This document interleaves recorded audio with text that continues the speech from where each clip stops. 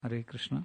Reading from Srimad Bhagavatam, Canto 7, Chapter 9, Text number 8. Chapter is entitled Prahlad Pacifies the Lord with Prayers. Translation and purport by His Divine Grace Srila A.C. Bhaktivedanta Swami Srila Prabhupada.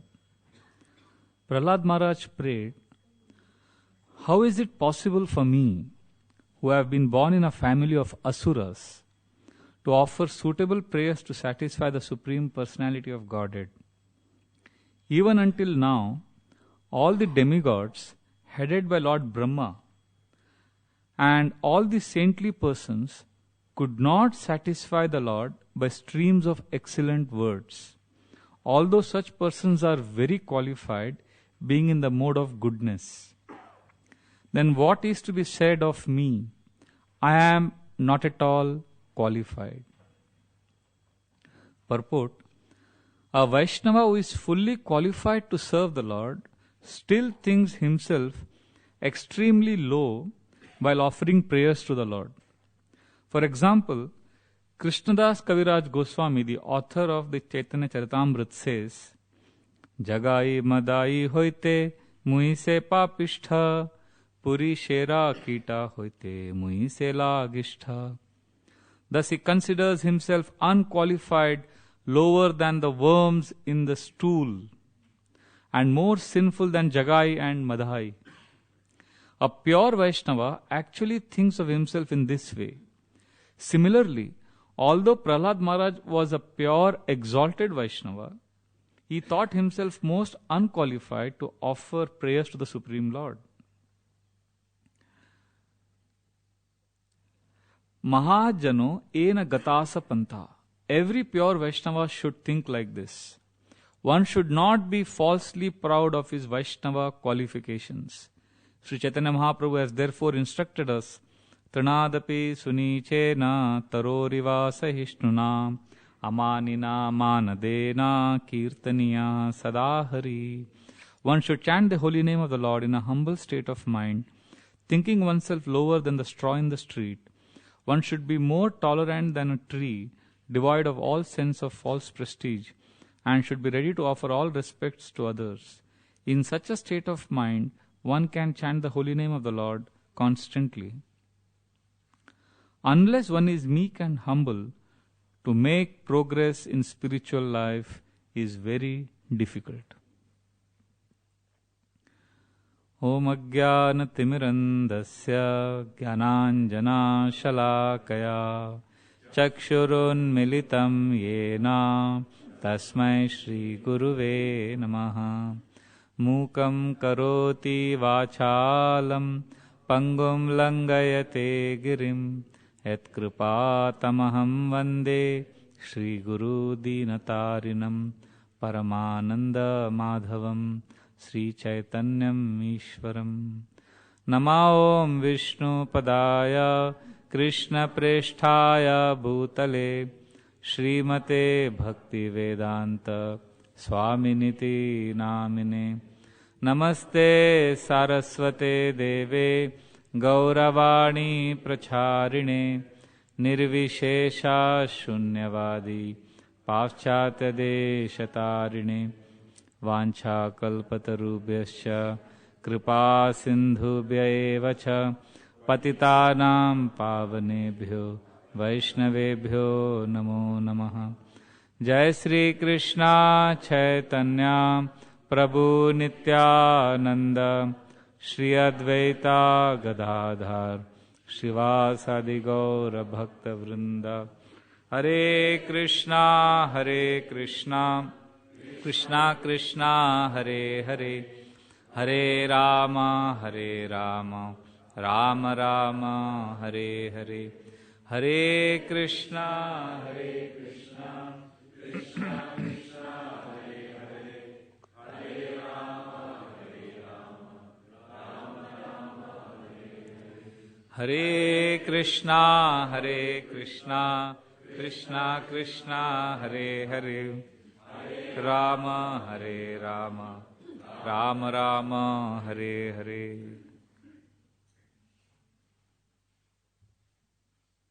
Hare Krishna. I seek the permission and blessings of all the assembled Vaishnavas, for that I can speak on this very exalted topic, the prayers of Prahlad Maharaj, for the purification of my own heart and for the pleasure of all the assembled Vaishnavas. Yesterday, we celebrated Lord Narasimhadev's appearance day, and we discussed the first 8 chapters of the 7th canto. The Lord appears and he kills Hiranyakashipu. And then we ended the class with the description how Prahlad pacifies the Lord by offering him a garland. And the Lord is extremely happy to see Prahlad. And all the great demigods could not satisfy the Lord. They all tried to offer prayers, but the Lord was roaring in anger.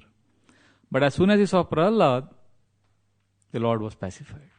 So it is basically very obvious that Prahlad is the most exalted of all Vaishnavas in that assembly. Yet we see in these prayers that Prahlad doesn't believe that he is more exalted or is better than all the other devotees there. Generally, this pastime of Prahlad Narasimha, we end the pastime with Hiranyakashipu being killed. Generally, we don't go beyond that because there is no time left. I remember 2 years ago, I was told to give the Narsingh Chaturdashi festival class in Chowpatty, where I stay. And I changed. I said, today, that whole class I gave on the prayers of Prahlad Maharaj. Because I said, generally, we explain the whole pastime. By the time the pastime is over, there is no time for the prayers. And prayers are extremely powerful in the Bhagavatam. See, many times what happens when we read pastimes, we are very excited. But when it comes to prayers, we fast forward often. We want action. But the prayers in the Bhagavatam, they are the soul of the Srimad Bhagavatam. So if we carefully and attentively read these prayers, we will also learn how to offer prayers to Krishna.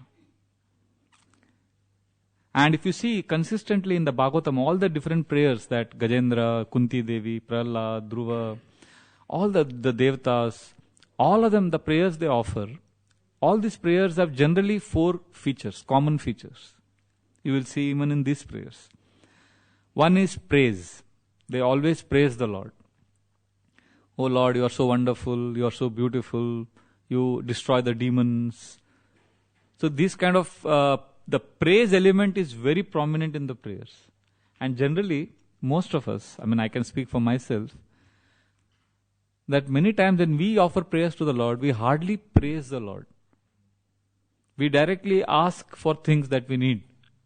Now we have a paper in our pocket, we remove it symbolically. And Amari mange puri karo. Please fulfill my demands, my dear Lord. I have these desires. So if at all we pray for ourselves. But the Bhagavatams, if you see the 7 o'clock, we have Shringar Darshan, greeting of the deities. Srila Prabhupada gave us these 2 very beautiful prayers where we praise the Lord. Govindam Adi Purusham Tamaham Bhajami and Vedum Kwanantam. We are describing Krishna's flute, peacock feather, the way he is dressed, and then how he has transcendental senses, Angani Asya. So we glorify Krishna. Purely, Krishna is the center. Generally, even in our prayers, I is the center. So the main element of prayers is making Krishna, glorifying Krishna. So praise, you will see, is a very common feature in all the prayers, including Prahlad's prayers. Second is gratitude. Thanks for all the unlimited gifts that Krishna has given us. So gratitude is also one of the most important qualities of a Vaishnava. One of the 64 qualities of Krishna is gratitude. Krishna is so grateful. Rupa Goswami says that Krishna becomes very grateful. Why rush to protect Draupadi? Is because he felt so grateful that Draupadi is calling my name. So Krishna becomes very grateful when he sees that a devotee is calling his name. So that is a quality of Krishna. So how much more important it is for us to cultivate gratitude. So thanks is another feature. Third is all the devotees, they beg forgiveness from the Lord for all the past mistakes. And this is basically a feature of humility. Like this is what we are seeing in today's prayer. expressing oneself as fallen, begging forgiveness from the Lord. This is very common in all the prayers. And last is, what is the last? Any guesses? Request or appeal, asking from the Lord. So these are the 4 things you will find very common. Because we have to ask from Krishna, right? We can't see a child.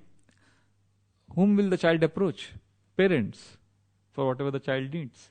Similarly, a devotee will approach Krishna. So there is nothing wrong in asking from Krishna. So these are the 4 common features. Praise. Second, gratitude or thanks.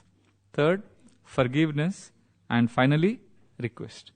So, Srila Prabhupada wanted the devotees in ISKCON to learn Gajendra prayers or Kunti prayers. Why? Srila Prabhupada said, so that we can learn how to offer prayers. So when we come in front of Krishna, we could repeat these prayers. As we are repeating these prayers, we could also add our own personal element, personal aspect, we can make these prayers personal. So we can always praise the Lord. We can always ask for forgiveness for all the mistakes we have done in the past. We can express profuse gratitude for all the gifts that Krishna has given us all these years. And finally, we can request. Satsvarup Maharaj writes in one of the books, I think Entering the Life of Prayer, he says how it is important to repeat these prayers of Prahlad and Kunti, but we should not hide behind these prayers. I like that statement very much. He said we hide behind these prayers in the sense, he says we memorize these prayers sometimes and we also chant them, but we become so mechanical that we hide behind these prayers, which means we don't offer our own selves to Krishna. So therefore, it is important that we memorize these prayers, or at least we can't, even if we don't know the Sanskrit, that's okay, the words. And even if we can't memorize as it is, we can at least imbibe the spirit. And especially for devotees, as we spend some years in the Krishna consciousness movement, our initial sweetness and innocence gets replaced often with cynicism. We often become cynical. We are not impressed by simple things anymore. Earlier, we thought we were on the other extreme. Everybody is pure devotee, Hari Bol, everything was great and festive. And then we go to the other extreme. We have a laid back attitude and not impressed by anything. But prayers keeps us grounded because we are in touch with Krishna. And here we see Prahlad Maharaj in this particular prayer that we have taken today. This is the first of the prayers that Prahlad Maharaj offers more than 50 prayers. There are 50 verses. And in these prayers it is confirmed, basically, before the prayers also it is confirmed that he is the greatest devotee. But he is only in the mood, Krishna, how can I please you? Generally, this humility which Prahlad is displaying naturally and spontaneously, generally, for us, we are humble because we are humbled. If at all we are humble. I think it was C.S. Lewis who said that humiliation, for most of us, humiliation comes before humility. But generally we are humble when we fall or we fail. But to be humble in the middle of success, when you are recognized as the best or the greatest, that requires character. And we see in Prahlad's prayers that he is very humble when there is victory, there is celebration, the Lord has appeared. And generally if you see, many of us, we commit offenses when we are happy, or when we are good, or when we are so-called successful. It's easy to slip and become proud. But if you see Kunti, Prahlad, they offer intense prayers after success. Like Kunti's prayers. After they got the kingdom, they are happy now. They got what they wanted. But that's when Kunti offers the best prayers. Like Prahlad prayer. Now we also chant Narsimha Arati many times. When we go on a long yatra. I remember when we're going to Mayapur in the train, we intensely chant. Because, we are scared of so many things. So before journey, we chant Prahlad the prayer, Narsimha prayers. We have a fear of accident maybe, whatever. Krishna, Narsimha Dev, please protect us. If at all we are intense before we embark on the journey. Once we reach the destination, do we chant Narsimha Arati? with great joy? How many of us have chanted? We forget Lord Narasimhadev. We forget the Lord. We are so happy and relieved that we've reached safely. And then after we spend our time there and it is time to go back, then again we intensely chant. And once we reach, we forget. So that is generally the mood, like we are dependent on the Lord. But you see, Prahlad is setting a different standard. His most intense prayers are after the Lord has appeared and when he is safe, actually. Srila Prabhupada writes in the last line of this purport that unless one is meek and humble, to make progress in spiritual life is very difficult. And he quotes this famous verse of Kaviraj Goswami, who is saying that I am worse than Jagai and Madai and I am worse than a worm in the stool. This cannot be imitated. These prayers cannot be imitated, but the principle of considering oneself lower than a worm in the stool, the principle is that I am small. Sometimes, we try to imitate those prayers and it is so artificial. We can't do that. In fact, if somebody is already depressed and is very sad and he starts offering prayers like, I am fallen, and he is not actually connected to Krishna, and if he enters the space of being fallen and being miserable, it's likely that he's going to get more depressed because Krishna element is missing in his prayers. So we need to be careful. That's why gratitude is also important. That helps us. And we need some self-worth. Devotees need to be happy. But at the same time, this principle applies. Sachinandan Maharaj gave a good example to explain this point. He said, the principle is light removes darkness. That is a principle. Now, light removes darkness is a principle. How to apply this principle depends on each one of us. He said, for some of us, this principle can be applied by lighting a match. So, light removes darkness. It may be a small light. And the same principle, sun may also practice, but in a big way. The capacity of the sun to remove darkness is much higher than a small match. Right? Similarly, when Kaviraj Goswami says, I am worse than a worm in the stool, I am worse than Jagai Madai, that's like the sun. And at our level, a tiny match could be, Krishna, please help me, I made mistakes. Let me respect all devotees. So we can internalize these prayers like that. And also we can see Prahlad Maharaj never glorifies himself. And we can learn from this how as devotees, if we glorify ourselves in front of materialistic people, you think they'll be happy with our success? If we glorify ourselves, if we have this mood, then generally materialistic people become envious. And devotees, they just feel sorry for us. You are just full of yourself. So Prahlad is setting the standard that we need to be in the mood of Trinadapi. Because mercy is already there. Krishna's mercy is abundantly flowing. But we need a container to hold that mercy, that grace. And the container is the mood of respect, amanina, manadena. And this consciousness helps us access Krishna's grace. So we will not be able to cover all the 50 prayers. This first prayer is beautiful, and all the first 4 prayers, Prahlad is expressing his fallen condition, expresses deep humility. And after those 4 prayers, interestingly, Prahlad talks about self-confidence. He talks about how he is now going to give up the conception of being unqualified and is going to offer prayers with full confidence to the best of his capacity. Krishna consciousness is of balance. So very beautifully Prahlad Maharaj balances.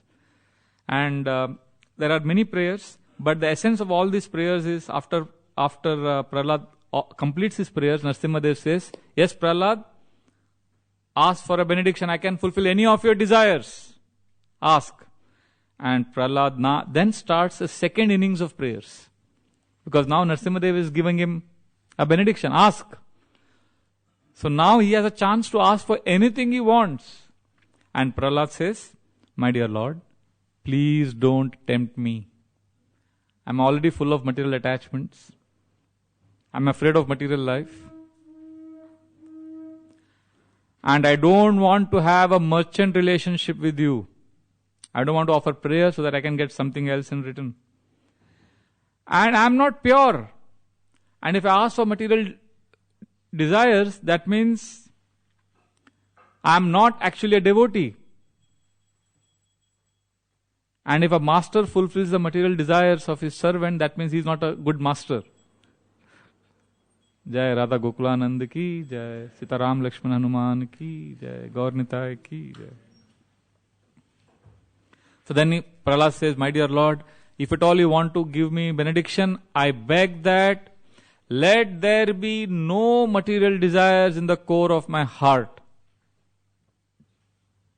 And Nrsimhadev says, Prahlad, I order you to ask for benedictions. Bhogena punyam, kushalena papam. You enjoy material in this material world. I order you to enjoy. Then Prahlad says, okay, if at all you want to give me, fulfill my desires, then please fulfill this desire, that forgive my father. So he sets very high standards of prayers. And that's why Prahlad Maharaj's prayers are glorified, because he didn't ask for any material desires. So you can imagine how much he must have conquered the Lord. When we approach someone and we don't have any and that person has no material dealings with us, how much we start liking that person, isn't it? I would like to share one example I had. This is one experience I had in 2008, I think. 2008, I was in Mayapur. It was the summer season, extremely hot. Very few devotees come there at that time. And Prabhupada's Samadhi was empty. There was nobody there. It was an Ekadashi. And I thought, today I can chant here. There is nothing to be done. So I was chanting and I spent a few hours. And then the Pujari there in the Samadhi, I was the only one in the Samadhi chanting. So this Pujari came close to me and said, Prabhu, prasad khayenge, prasad. So I said, oh, I am hungry, Ekadashi. You may chant a lot, but then still your hunger is hunger. So I was very hungry and I was thinking where I'll get prasadam. And here comes the Pujari, says, I will offer you prasadam. Do you want prasadam? I said, yes. And if it come with me. And as he took me inside, the seed of suspicion. Oh, why does he want to give me prasadam? Maybe he wants something in return. This is how we typically think. Why would he give me? Because he's an elderly Bengali brahmachari. Maybe he wants a job in Mumbai.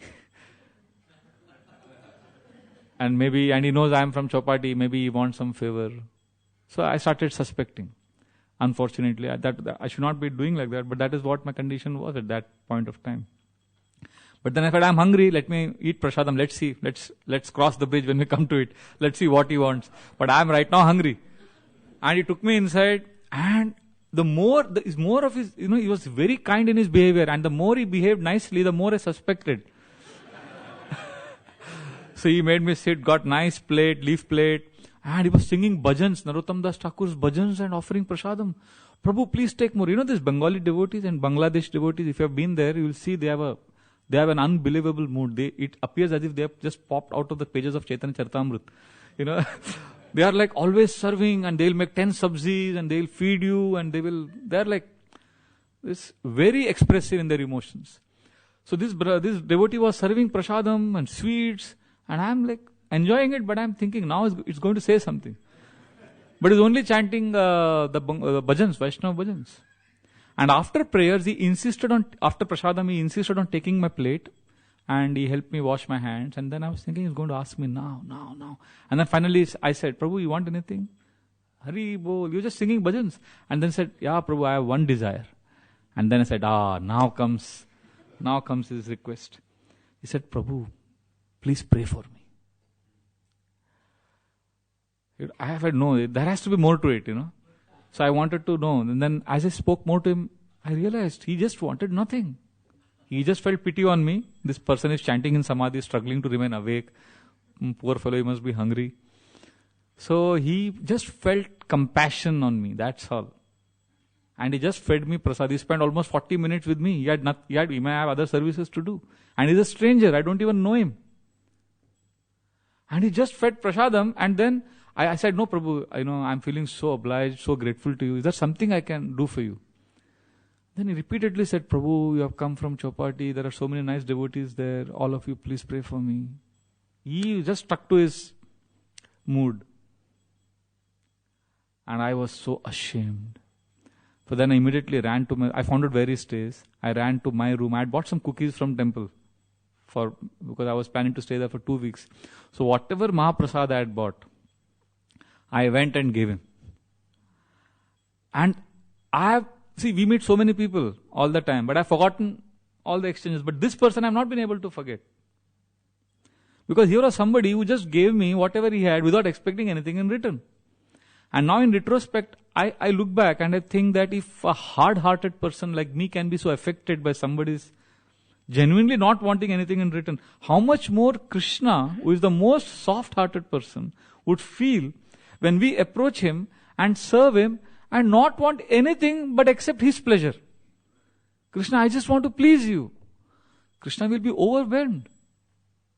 That's why Srila Prabhupada's class I was hearing last week. Srila Prabhupada is saying, so Krishna went to forest of Vrindavan to herd the cows. And the gopis were waiting for Krishna. Krishna, when will you come? They just wanted to love Krishna. And when Krishna came back, the gopis did not go and check his pockets, what he has bought for us. What have you bought for me, Krishna? They didn't look at his pocket. They didn't remove things from his pocket. There was nothing. They just wanted to love Krishna. They wanted to give Krishna. So this is the mood of a devotee. So I know that, it may appear a little artificial for us because we are filled with so many desires. Like initial days when I remember, when I was new, when I would hear this, offering prayers and asking Krishna, how can I please you? It appeared so difficult because I have so many of my own desires. So I would struggle with that. But then one devotee gave me a good example because that time we had these monthly Bhakti Shastri exams. And I had to study for those exams. And because I come from an academic background, somehow, this desire that I wanted to get the highest marks. So we were at that time 50 brahmacharis. And every month there would be an intense exam for 5 hours. On each chapter of the Gita, there would be 100 marks exam, essay exam, there would be 100 marks, objective type. And there were all very good, highly educated brahmacharis in the temple. And I wanted to prove my point. I wanted to prove that I am very good. So I wanted to get highest marks. And that thought would embarrass me so much because I saw all the devotees here are so nice and they're pure. They just want to serve. So I'm also doing service. But when it came to studying, that college conditioning in the university of, wanting to get good marks and better. So I was struggling. So I went to my senior devotee in the ashram and I asked him, that I'm feeling extreme pain because, I have this desire to come first in the exam. But I'm ashamed of it. But when I come in front of Krishna, I'm finding it so artificial to pray that Krishna, I just want to please you. So he gave me a very, very nice solution which I practice till today. He said, see, it is very artificial to go and ask Krishna for pure devotional service if you cannot ask for it. Just ask what you want. But then end your prayer by saying, Krishna, I ask for all these things. Please give me. And if you desire, and I have a request. I am a fool. I don't know what to pray. So please give me the intelligence that next time when I come in front of you, I can offer the right kind of prayers. I liked it so much. I was honest in my prayers. I could ask Krishna what I wanted. And also end with the appeal that Krishna give me the intelligence to pray in such a way that I can please you. And now when I look back, now when we have this Bhagavad Gita discussions or tests, I don't want to come first. That doesn't mean I'm advanced. It's just that, you learn to transcend those petty, like Dhruva. Dhruva wanted a kingdom greater than his great-grandfather. So instead of suppressing that desire, he purified that desire by approaching Krishna. And when the Lord appeared and asked him, Dhruva, ask, but he was so satisfied. The process of devotional service purified his heart because he was constantly connected to Krishna. So therefore, this is our approach. And following Prahlad's footsteps, we want to ask from Krishna nothing. The principle is that we just want to please Krishna. If you are unable to do that, no problem. We'll ask what we need or what we want, but end with the supplication, Krishna, please give me the intelligence to want to purify my heart and please you. Just imagine in any relationship, I'm talking about a normal relationship in this world. If just imagine in that relationship, you are only thinking of yourself. What will please me? I want this. Will that relationship really blossom? Don't you think at some point of time, if we really want to be happy in that relationship, we should also be wanting to please the person whom we have a relationship with? What is your desire? Don't you think we should come to that stage ever? How long will we keep saying, I want this? I think Bhuta Bhavana Prabhu was giving a class few weeks ago here, Saturday. He said this, we always keep saying, add Krishna in your life, add Krishna in your life. After 20 years also, we just want to add Krishna. Why not tell Krishna, what is your desire? Krishna, I want to please you. So somewhere we need to come to that level. Somewhere we need to raise our standard. But we have to come to that level somehow. Otherwise we will be full of ourselves only. So Prahlad Maharaj is the best example. He just wants to glorify the Lord. And what is Lord doing? Lord is glorifying him as the greatest devotee. He doesn't want any name fame, but he has become so famous that million years later, we are still glorifying him. A devotee runs away from name and fame, but the Lord wants to glorify him. Same thing happened with Madhavendra Puri. He was running away from Remuna because he didn't want to be glorified. He didn't want any name and fame. But the Lord said, you don't want to be famous? You just want to make me famous? But I'll see that you become famous. Pratishtara bhaye puri gela palana Krishna prema pratishta chale sange gadana. Kaviraj Goswami says, because of fear of fame, Madhavendra Puri ran away from Remuna. Pratishtara bhaye, he was afraid of pratishta. And Krishna said, oh, you love me so much that you don't want any name and fame? So, Krishna prema pratishta chale sange gadana. So when Madhavendra Puri ran away from Remuna to go to Puri because he didn't want to be famous, Kaviraj Goswami says, his fame ran faster than him and reached Puri. So when he reached Puri, Jagannath Puri, the people already knew about him. So Prahlad, he says, I don't want anything for myself. I just want to glorify you, my dear Lord. I just want to please you. And the more he's saying like that, the more the Lord is purchased. So this is what happens. I think one of the best examples we have live right now is Loknath Goswami. All of you know Loknath Goswami is a guru of Narottam Das Thakur. He had vowed, I will not accept any disciple because I am servant of everyone. So he vowed, I will not take any disciple. And Narottam Das Thakur said, if I take initiation only from Loknath Goswami. So he started serving Loknath Goswami so menially. And Loknath Goswami was completely melted, his heart completely melted. And he said, you are the only disciple I will have. So he accepted him as a disciple. So Loknath Goswami told Kaviraj Goswami, if you want my blessings to write Chaitanya Charitamrita, you should not mention my name anywhere. Only then I will give you blessings. So Kaviraj Goswami has not mentioned Loknath Goswami's name. And Narottam Das Thakur is the only disciple he has. He doesn't want any name and fame. But see what has happened. Every day in Guru Puja we sing this prayer. What is the fourth stanza? Shri Guru Karuna Sindhu Adama Janara Bandhu Lokanath Lokera Jivana. So Narottam Das Thakur is glorifying Loknath Goswami, his spiritual master. How the Guru is an ocean of mercy. And then in the last stanza he is saying, this is my spiritual master Loknath Goswami. And this prayer, every ISKCON temple, all over the world, for the next 10,000 years, everybody is going to chant. Everybody is going to remember Loknath Goswami. He didn't want any name and fame. He just wanted to glorify Krishna and serve devotees. Isn't it amazing how Krishna's sense of humor, what Krishna wants to do? So therefore, as we get senior, as we get older in bhakti, this is what we need to learn from Prahlad's prayers. That I don't want anything, Krishna. I just want to glorify you. Unfortunately, what happens, some of us, as we get senior, we become so cynical. We lose that sweetness and it comes out obviously in our behavior. But if you have a culture of prayers, then we will be grounded. We will come back. It's okay to get distracted, but what is more important is to come back.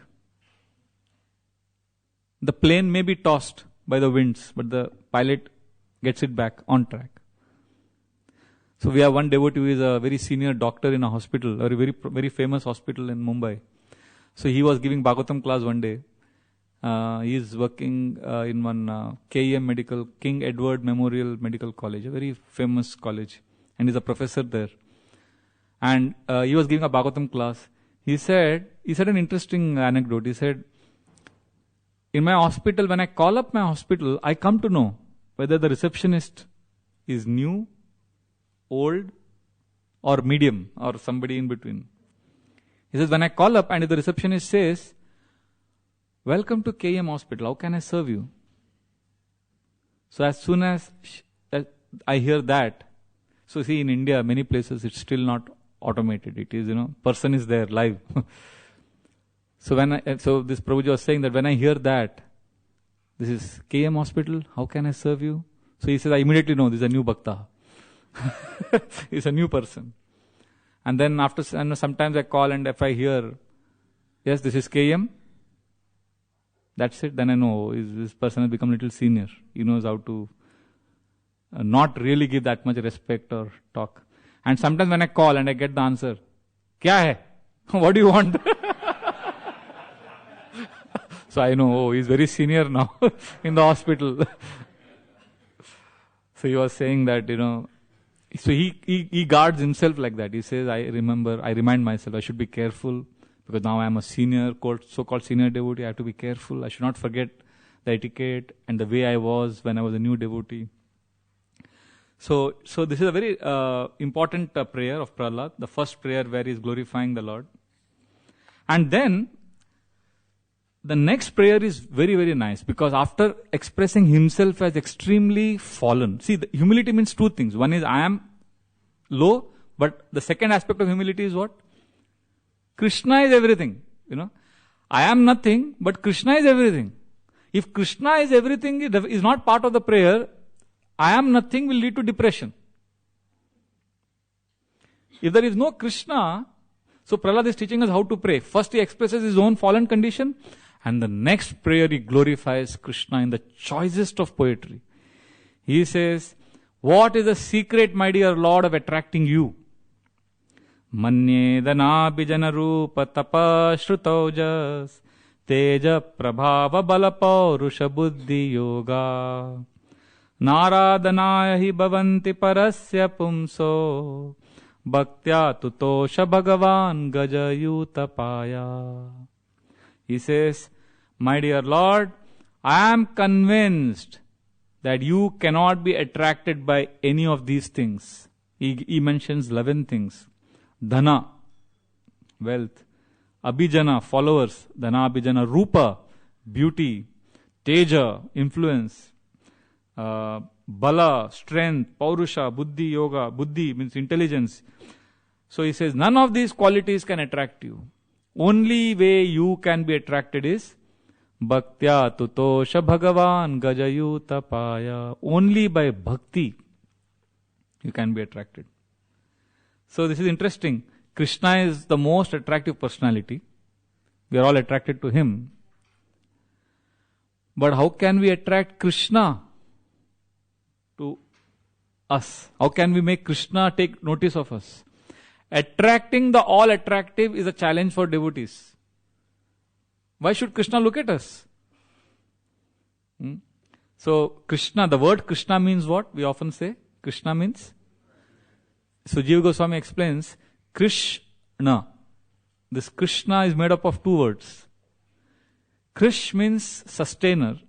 Ana means bliss. Complete bliss. So he says, Tayor aikyam param brahma Krishna iti abhidiyate. When the supreme sustainer combines with the supreme bliss, that is an explosive combination. Somebody who is nourishing us, somebody who is protecting us. Therefore, sarvam akarshati iti Krishna. Krishna is the most attractive, is a magnet who can attract everyone. And To attract Krishna, what will we do? If somebody doesn't have fame, if you become very famous, you can attract him. If somebody doesn't have any wealth, you can attract that person by your wealth. If somebody has no beauty, he may be attracted to a beautiful person. So there are different ways you can attract a person who doesn't have something. But Krishna, he has everything. How can we attract Krishna? It's not possible. Because Krishna is not short of anything. And we cannot attract Krishna with all this tapasya. Krishna, I'm chanting 64 rounds today. If you tell everybody, that is not tapasya also, first of all. Tapasya is, we chant 64 rounds and nobody knows. So, and we have a lot of, we show off our devotional service. So Krishna will not be attracted by that. We try to bribe the Lord. Sometimes we say, Krishna, I want this promotion in the job. Please get me this promotion. I'll offer you 3 coconuts. As if Krishna needs 3 coconuts from us. In India, we have Hanumanji is worshipped in many temples. They offer him a garland made of medu vada. Vada. So there are 108 vadas and the vada has a hole in between. So they put a thread and so they offer. It's like a bribe. I want this job, I want this. So, but Krishna doesn't need all of these things. Bhaktya tutosha Bhagavan. So the essence is basically our intention. Like for example, if I am making garlands for the Lord, why am I making garland? Not because, the people who look at the garland and say, wow, who made this garland? That's not the goal. The goal is, Krishna will be happy if I offer this garland. When I cook for Krishna, it is for the pleasure of Krishna. All ability comes from you, my dear Lord, and I will offer whatever ability I have, which is given by you, to you. Just like we take Ganga, when we stand in Ganga river, we take the river of Ganga and offer it to Ganga. So like that. That is the mood in which we offer. And that's why Vishwanath Chakravarti Thakur explains this very famous verse in the Gita where Krishna says, Bhaktya mam abhijanati yava nesyashmi tatvatah. Tato mam tatvato gyatva vishatita anantaram. So he says, Krishna is using the word bhakti twice in this shloka. And he says Krishna never uses redundant words. So twice he is saying bhakti in the same shloka means this is the only way. And if you see in ISKCON, I think it's one of those rare organizations. Srila Prabhupada is, I think, the only one practically who has translated bhakti as devotional service, both service and devotion. So Rupa Goswami says a very nice verse, how Krishna, nothing can attract Krishna. There is a beautiful shloka. Vyadasya ka charan druvasya chavayo vidyam gajendrasya ka kubjayam kim namna rupam adikam sudamno kim tad dhanam vamsha ko vidurasya yadavapate ugrasya kim paurusham bhaktir tushyati kevalam nachaganer bhaktir priya madhavam. He gives different examples. The hunter Mrigari. What was, sometimes people say you should have a good behavior to attract Krishna. You should be a cultured person. So he says Mrigari, what was his culture? He was half killing animals. But he attracted the Lord. Vyadasya ka charan. Somebody may say, oh, you should be grown up, you should be mature, you should know the world. But Dhruvasya chavayo. Dhruva was a small child. He also attracted the Lord. Somebody may say, no, you should be educated, you should have knowledge, you should know all the shlokas of the Gita. So he says, Rupa Goswami says, Vyadasya ka charan druvasya chavayo vidyam gajendrasya ka. What knowledge did Gajendra have? Somebody may say, you should be beautiful, because Krishna is most beautiful, you should be beautiful to attract Krishna. No, kubjayam. What beauty did Kubja have? Somebody says, oh, I think you should have wealth. You should be a rich life member. Sometimes people accuse us, oh, Hare Krishnas are for the rich people. No. Kubjayam kim namna rupam adikam sudamno kim tad dhanam. What wealth did Sudama have? Nothing. Somebody may say, no, you should be from a good family. You should be from a Brahmin family. Vamsha ko vidurasya. Vidura was not from a high Vamsha. Somebody says, oh, you should be strong and powerful. Ugrasya kim paurusham. Ugrasen had no strength. He had become very old. But Krishna was protecting Ugrasen. Bhaktir tushyati kevalam nachaguner bhaktir priyamadhavam. Only bhakti. And that's what Srila Prabhupada, he translated bhakti as not simply feeling. Bhakti means wanting to serve the Lord, wanting to please the Lord. Many people say, I've seen many people say, I love God. I just love Him. Do you serve Him? No, I remember Him in the heart. It's all about feeling. Do you love your child? Yes. So when your baby is crying, and do you change the diaper? No, I just love the child. I remember my child in the heart. No, if you love, you will serve. So if you say, I love Krishna, there is bhakti. Bhakti means wanting to serve, wanting to please. And generally, this is a very difficult quality. That's why Prahlad is clarifying, Krishna, you are so amazing that one cannot attract you with influence, power, beauty. He's giving all the list of 11 qualities. Only bhakti. Like once one man came, very proudly, he challenged Srila Prabhupada. He looked around, he was carrying his weight around. He was a very wealthy man. And he looked at Srila Prabhupada and said, Swamiji, what can I offer Krishna? And Srila Prabhupada said, exactly, what can you offer Krishna?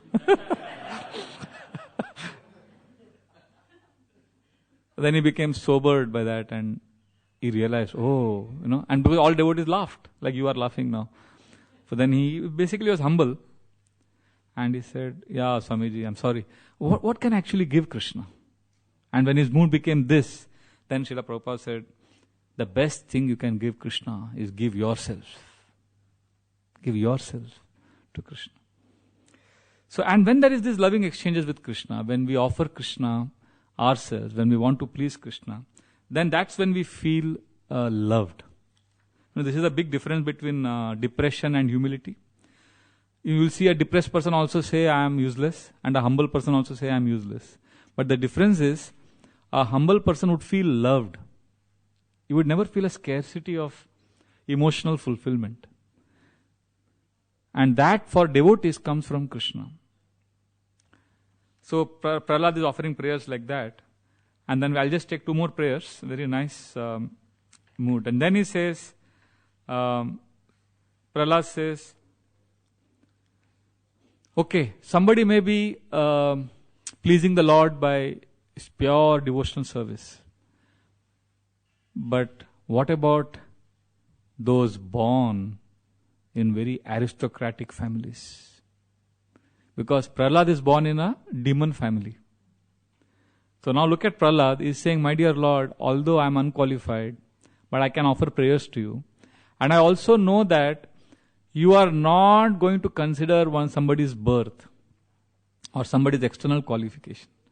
And then he says, he contrasts a high-class Brahman, but not a devotee, with a demon like Prahlad and others, but they have some devotion to Krishna. Viprad Vishad Gunayuta Daravinda Nabha Pada Ravinda Vimukhat Shapacham Varishtham Manyeta Darpita Mano Vachane Hitartha Pranam Punati Sakulam Natubhuri Mana. He says, my dear Lord, a Brahmana may have 12 wonderful qualifications, but if he is averse to you, he cannot please you. Whereas, somebody may be a Shapacha, somebody may be a dog eater, but if he sincerely comes to you and wants to please you, then he is Varishta, he is better than a so-called Brahmana. Because, why? What is the logic behind this? He says, because a proud Brahmana cannot even purify himself, whereas a humble devotee can purify the entire society. And Srila Prabhupada quotes this famous verse, that without devotion, Bhagavad Bhakti Heenasya Jati Shastram Japastapa Aprana Seva Dehasya Mandanam Lokaranjanam.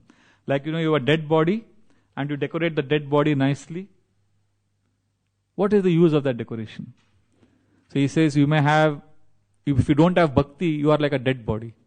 And all the other things that you acquire, it's like a decoration of a dead body. And Srila Prabhupada writes in the purport of one of his Western disciples, he says, his mother was completely averse to Hare Krishnas because her son had become a Hare Krishna devotee.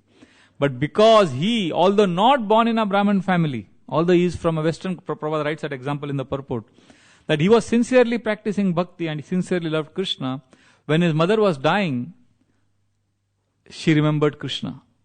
And she inquired about Krishna from her son.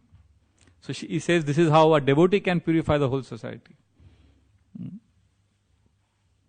When Srila Prabhupada was in Mayapur, he called his godbrothers for prasadam. And his disciples, Western disciples, they had cooked prasadam. Like Malti Mataji was there and many of them. They had cooked a wonderful feast. And you know what some of his godbrothers did? When the prasadam started, they said, who's cooked this prasadam? And Srila Prabhupada very happily said, my disciples, and he pointed to his Western disciples, they are very nice devotees, they cooked, they are following all the regulative principles, they chant Hare Krishna, and some of Prabhupada's godbrothers didn't eat the prasadam. Because they said, not Brahmana, not pure by birth. Srila Prabhupada was so sad. And later on, of course, some months passed, I think some years passed. Then the same godbrothers came and they wanted to renovate their temples, their Gaudiya Math local temples. So they came to Srila Prabhupada and asked for donations, help, financial help. And Srila Prabhupada said, oh, you cannot eat prasadam cooked by my foreign disciples, but you want their money. So Prabhupada kind of chastised them for their attitude. And Lord Chaitanya is completely allergic to this conception that somebody becomes proud of his birth qualification. See, when Lord Chaitanya was meeting Ramananda Rai, this is an historical meeting. Ramananda Rai was born in a Shudra family. And when they were meeting, now you should understand, externally, not, of course we know Lord Chaitanya is Supreme Lord, but externally Lord Chaitanya is a sannyasi. Sannyasi means the highest in the society. Secondly, Lord Chaitanya is born in a Brahmin family. And he is meeting Ramananda Rai, who is a Shudra, a lower caste. And they just look at each other, they become so happy because Lord Chaitanya has heard about Ramananda Rai as a great devotee. And Ramananda Rai sees Lord Chaitanya, and Lord Chaitanya and Ramananda Rai run towards each other, and they embrace. And when they embrace, Lord Chaitanya starts crying in ecstasy, and tears come down from his eyes. Now, there are a lot of Brahmanas around, they are watching this scene. So you can imagine, 500 years ago, when India was a very highly caste-conscious society, these Brahmanas, they were shocked that here is a sannyasi and a Brahman and is embracing a lower caste man. And look at how Kaviraj Goswami describes this event. Etas sannyasera teja deki brahmasam shudra lingya kene korena krandan. Look at this sannyasi's teja, effulgence. Etas sannyasera teja deki brahmasam. It appears as if Brahman has descended. But we are wondering, Shudra alingya kene. Why is he embracing a Shudra? And Korena Krandan, and is crying. Why is this sannyasi Brahman embracing a Shudra and crying? We can't understand. And Lord Chaitanya is embracing and is crying. But suddenly Lord Chaitanya realizes that these people are watching and they are getting bewildered. They have no idea about who is a devotee.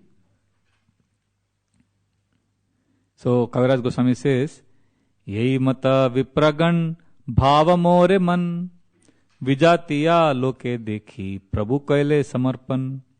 Mahaprabhu realized, oh, these Vipras, these Brahmanas, they are around. They will not understand my ecstasy. And who are they? Vijatiya loke dekhi. Kaviraj Goswami says, Mahaprabhu said, they are Vijatiya. Jati means caste. Sajatiya means my own caste. Lord Chaitanya saw these people who are Vijatiya means different caste. Lord Chaitanya saw them as different caste than himself. Although technically they were all same caste as Lord Chaitanya. But because they were not devotees, Lord Chaitanya rejected them. And because Ramananda Rai was a devotee, Lord Chaitanya accepted. I remember some of my family members, they had this prejudice. They had this bias towards Western devotees. So when I went to some of my cousins' house, and what melted their heart, Mahatma Prabhu, many years ago, he had come out with this holy name videos. I think in the YouTube, he had many 45, 50-minute videos on. So in one particular session, he had called his daughter, Vraj Sundari, who was very young that time. I think she was 8 or 9, I think. And such an attractive conversation where he is sitting and he's asking questions to her on behalf of the questions on behalf of the audience on chanting. 16 rounds and what happens, how the mind wanders. And she's giving such super excellent answers. And she's carrying herself with so much grace, so much dignity. And anybody who sees it, would feel so joyful. So that 45 minutes interview I played, I said, just watch this. You may not know anything about holy name. You may not know anything, just watch this. And they saw it, they were all so fascinated. That's what Prahlad Maharaj is doing. Prahlad Maharaj is he's speaking Krishna Katha to attract people's hearts. His prayers are attracting everybody's hearts. So devotion, there is no age barrier, there is no caste barrier, there is no religion barrier. So this is very, very important that Prahlad Maharaj is establishing this point that we should not worry about any external differences. And the last verse I would like to take for today is, now Prahlad addresses the most important question. All these prayers, humility, why are we doing all this? Are we doing this because are we doing a favor to Krishna by offering prayers to him? So this is one of the most amazing analogies I've ever read in the Srimad Bhagavatam. Prahlad gives an analogy, he gives an example to explain why we offer prayers to Krishna. For whose benefit is it? How will it benefit Krishna if we offer prayers to him? Naivatmana prabhurayam nijalabha purno manam janada vedusha karuno vrinite yadyajjano bhagavate vidadita manam tachatmane pratimukasya yatha mukashri. He says, my dear Lord, you don't need anything from any of us. It is your kindness that you allow us to offer prayers to you. And by offering prayers to you, what are we doing? Tachatmane pratimukasya yatha mukashri. If somebody wants to decorate his face, what does that person do? Does he go to the mirror and does he decorate the mirror? The reflection in the mirror? No. He decorates his face. Automatically the reflection also becomes beautiful. So he says, similarly, if we want to be happy, we should glorify you. And then we, who are like the reflection, will automatically become happy. What an analogy, what an example he gives. Like, a child, for example. Like Krishna in Vrindavan. What happens to Krishna in Vrindavan? Everybody comes and they want to dress Krishna. They want to decorate Krishna. They want to glorify Krishna. Like we do in the altar. What do we do every day in the morning? We put flowers on Gokulananda's turban, crown. We dress Srimati Radharani. We are decorating Krishna. But in the material world, we come to get all enjoyment. So when we are small children, I don't know if you have had this experience. When we are children, our parents, they make us as a center. As soon as we are born, we are in the cradle, everybody comes and looks at us. So that's when we start thinking, I am the center of the universe. And they'll say, oh, such a nice nose, he looks like his mother, oh no, this feature is like his father, and yeah. And that's how the thing starts. Yes, I am the center of attention. And then when we were getting ready to go to school, a mother would tie, I remember still my mother tying the shoelace. I'm just sitting like this. And she'll get some chapati and put it in the mouth, some prasad. We're getting ready to go to school. So we get service. Somebody dresses us, somebody decorates us. No, this is what we're supposed to be doing with Krishna. In the spiritual world, Mother Yashoda, she's dressing Krishna. And Krishna's friends come early in the morning, even before the sunrise, because they want to go to the forest with Krishna to herd the calves. So Mother Yashoda says, why have you come so early? It's too early, go back. Sometimes they come in the midnight itself. And they're saying, no, sun has some problem today, sun is going to rise a little late, but we have to go with Krishna. So Mother Yashoda says, no, Krishna has just woken up, I'm decorating him, I'm dressing him. For then the boys would help Mother Yashoda decorate Krishna. Somebody would give a flute, and Mother Yashoda would tuck the flute on his on his dhoti.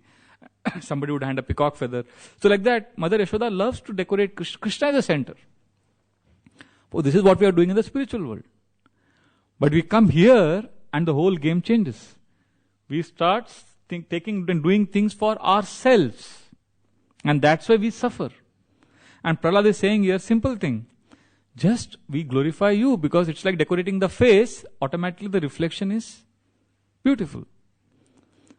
Once one devotee was taking prasadam, Bhakti Siddhanta Saraswati Thakur, he was a Sinha Guru, Lion Guru. He was very clear about this funda.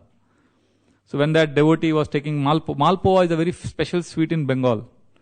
So this life member, he was enjoying the Malpua. He was really relishing it. More, So Bhaktisiddhanta Thakur told him, you are enjoying the Malpua, or is the Malpua enjoying you? Malpua is Krishna Prasad. Krishna should be enjoying you. You are not supposed to be enjoying Krishna. So when we glorify Krishna, when we make Krishna at the center, what happens is that, that we have this burning anxiety in the heart. We'll experience that it actually gets cool. We actually feel, like right now in India, it's summer. And we have Chandan Yatra. Chandan Yatra is when we decorate Gopal, Krishna's body with beautiful sandalwood paste. So, and I have seen so many devotees confess this. I'm not exaggerating. So many devotees admit this, that when they make that sandalwood paste, it's very hot in India. And not everybody has access to air condition. But they come to temple, they make this chandan, they start sweating. And the chandan is very cooling. But that chandan is not made for self. And when that chandan is pasted on Gopal and darshan opens at 7 and Gopalji is seeing Gopalji is cool with the sandalwood, devotees feel relief from the burning pangs of material existence. This is a fact. This is a practical application of this shloka which Prahlad is speaking. That's what Rupa Goswami says. Aho aho bir nakaler vidhuyate sudha sudhara maduram pade pade dine dine chandana chandra shitalam yasho yashoda tanayascha giyate. Yashoda Tanaya means Krishna, Yashoda's darling son. Yasho means glorification. Giyate means sing. If we sing the glories of Yashoda's darling son, what will happen? Aho aho bir nakaler vidhuyate. Kali Yuga will not affect you. Sudha sudhara. It's like a nectarine river. This glorification of Krishna is like a nectarine river. Maduram pade pade. And it is a very sweet river. It is, just imagine, it's extremely hot. Just imagine it's extremely hot and we are burning in that heat. And a cooling river appears in front of you. And you dive into that cool shower or cool rain or cool water. What happens? What relief we experience. That's what we feel when we connect to Krishna. And it is like, he gives two analogies. Dine dine chandana chandra shitalam. The shital means the coolness that devotee experiences like chandan. Chandan and Chandra. Chandra means moon. Moon is also said to be very cooling. So this is what we need to do. And we see that when Krishna is added, the hole in our heart, the emptiness, that hole has to be filled with the complete whole. WHOLE. So therefore we need to make this transition in our lives. Therefore, these first 4 prayers that we have taken, there are 50 more prayers like this. So, the whole idea behind today's class is that we are inspired to read the other prayers of Prahlad. And otherwise, if we are only in I, my life, my problem, then we are like that proverbial frog in the well that Srila Prabhupada talks about. We don't know what rich experience awaits in Krishna consciousness. But then the next prayer is very nice, the 12th verse. I request all of you to read it, where Prahlad says, my dear Lord, now I give up the conception of being unfit. So after having established clearly that he is fallen and he is unqualified, then he says, now I give up the qualification, now I give up this conception, now I am going to glorify you with my best capacity and with full confidence. So this is very, very nice. Sometimes, devotees have false sense of humility. Prabhu, I'm so fallen. I knew one person, he was so humble externally. And when, as service in charge, whenever we would give him seva, he would say, no, Prabhu, I'm not qualified. He's so humble that he cannot do devotional service. No, Prahlad is teaching us, yes, I am fallen, I am useless, but I will glorify you, Krishna. I will come to you because where can I go? I may have offended you, but I have no hope other than you. Bhumos falita padanam bhumireva valambanam. If I fall on the floor, what do I do? If I fall on earth, how do I get up? I have to hold the earth and then get up. Similarly, if I have gone far away from Krishna, I am so fallen, that doesn't mean I go further away from Krishna. Krishna, I need you. I come back. So Prahlad is teaching us like this. And ultimately there are many prayers. I would like to end. The conclusion is basically Prahlad, one of his last prayers is Krishna. Now Lord Singhadev is standing in front of him and he says, my dear Lord, I ask for only one benediction.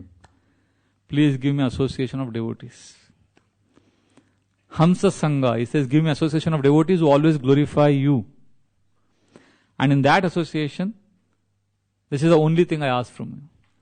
And he says, I'm not afraid of anything else. I'm not afraid of your ferocious form. No, I'm afraid of material energy. I just don't want to be in Maya. I want association of devotees. It's amazing because we are having association of devotees and we think if I make good use of this association, I will get Krishna. For us, association is a ladder by which we can go to Krishna. But here is somebody who has got Krishna and he is saying, I want devotees. It's amazing.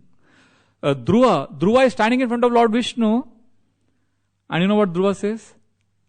Bhaktim muhu pravahatam tvaime prasango. I want prasanga. Prabhupada translates prasanga as intimate association of devotees. Dhruva is asking for intimate association of devotees when Lord Vishnu is standing in front of him. Sthana bilashi tapasi stitoham tvam praptavan deva munindra guhyam. He is saying, my dear Lord, I am getting which great devtas don't get. But all the things that I desired from you, Kachan vichinvan api divya ratnam swamin kritartosmi varam nayache. All the thing I desired is like a broken pieces of glass when I am getting a priceless diamond right now. For the association of devotees is the priceless diamond. And Krishna is giving us this. Dhruva Maharaj wanted this.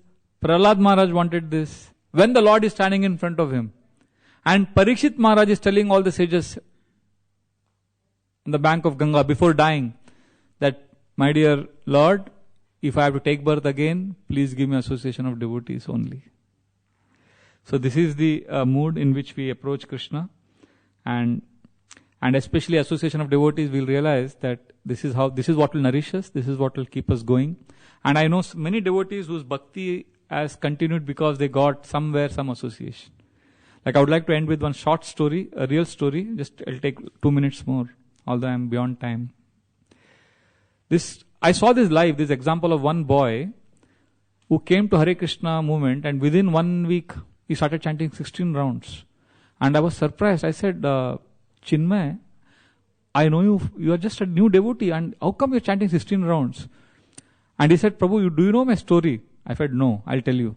And he said, Shubh Vilas Prabhu came to our college. He spoke about Hare Krishna. He gave me beads and I was not interested. I went home and I called my dad because my father keeps traveling on his business trips and every evening we talk on phone.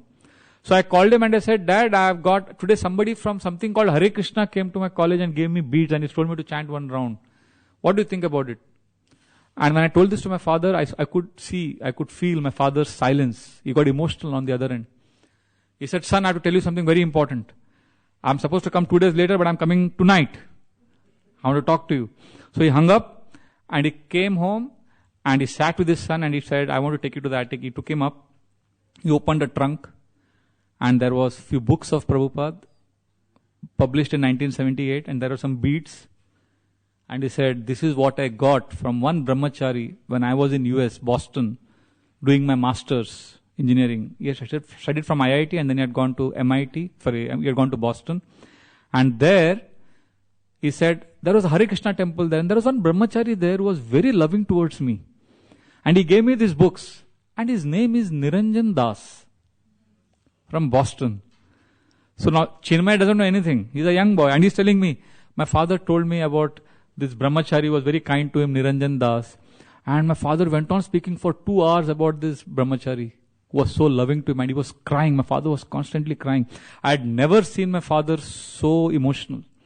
And he said, son, I'm so happy that you got connection with these ISKCON guys, because this Niranjan Das would get cake for me, would get Mahaprasad to my campus. He would come only for me sometimes. When I was sick, he got me back to good health. And whenever I went to temple, he gave me so much prasadam. I can never forget him. He was so loving, and I used to chant with him 16 rounds every day.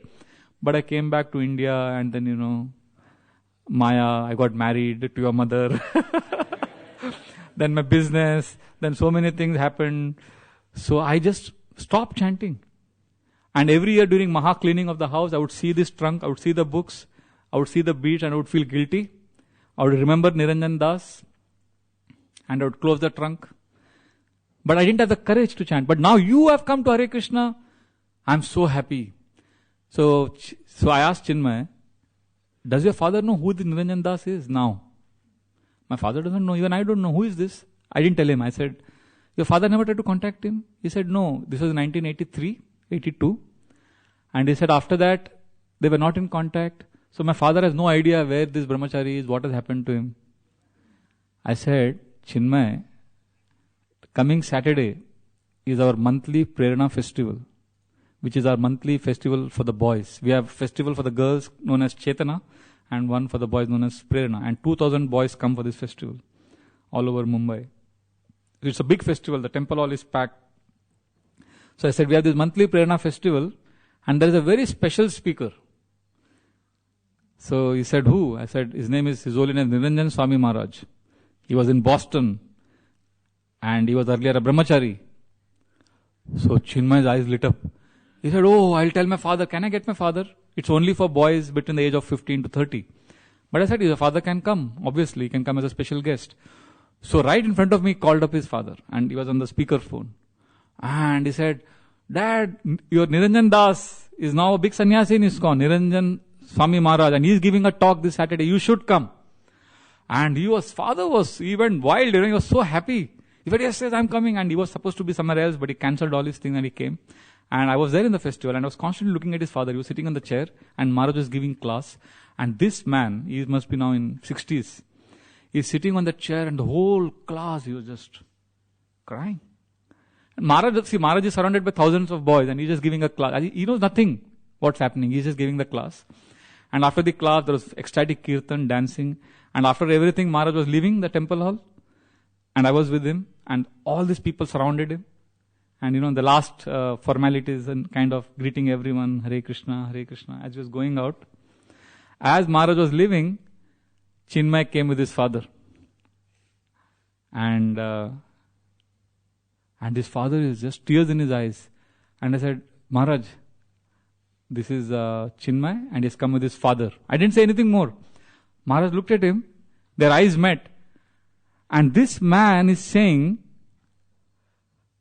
Maharaj, he just said Maharaj. And Niranjan Swami, I saw this live. Niranjan is saying, Boston. And then Maharaj said, Chetan Kanake, his name is Chetan Kanake. Maharaj recalled his name after 35 years. And that was the first time they were meeting, and they were coming in contact after 35 years. I was shocked. And when Maharaj recalled, because name is very sweet when you hear your own name. And for somebody who's got so much love, and after 35 years, he didn't expect Maharaj would remember him. Not only Maharaj remembered him that he's from Boston, Maharaj remembered his name. And when Maharaj said, Chetan, his name is Chetan. Chetan, he just fell on Maharaj's feet. He just grabbed. It was an amazing sight I had never seen before. And then Maharaj picked him up, Maharaj hugged him. And since that day, this man is chanting every day 32 rounds. Because I told him, Niranjan Maharaj, since last 40 years, is chanting every day 32 rounds. And I'm also going to chant 32 rounds because I have to make up for all the lost years. And his son is a brahmachari in one of our satellite centers. And he's serving very nice. And his father was the one who was insisting his son should become a brahmachari. So Prabhupada's mission will spread. People will appreciate ISKCON. And, people will not think we are brainwashing. All these misconceptions will go away if we simply are nice with people. If we give them the experience which Srila Prabhupada wanted us to get. This is association actually. Caring for others, giving prasadam. That 35 years later also this man could remember. And he came back to Krishna. And this is what Prahlad is saying. Bhakti is very simple. To be in association of devotees, chant Hare Krishna. Otherwise we can't overcome our anarthas on our own efforts. Lust, envy, greed. If it may be that, let it remain. But at least let me get association of good devotees who will help me remember Krishna when I'm dying. Who will help me remember Krishna, who will help me serve Krishna when I am alive. So this is the way we practice devotional service. And like this, I think we will be true representatives of Srila Prabhupada. Srila Prabhupada will be immensely pleased if we can care for each other, if we can sincerely give Krishna to the best of our capacity, if we can help each other remember Krishna. Srila Prabhupada ki jai, Granthra Srimad Bhagavatam ki jai, Narsimhadev Bhagwan ki jai, Prahlad Maharaj ki jai, Nitai Gaur Premanande.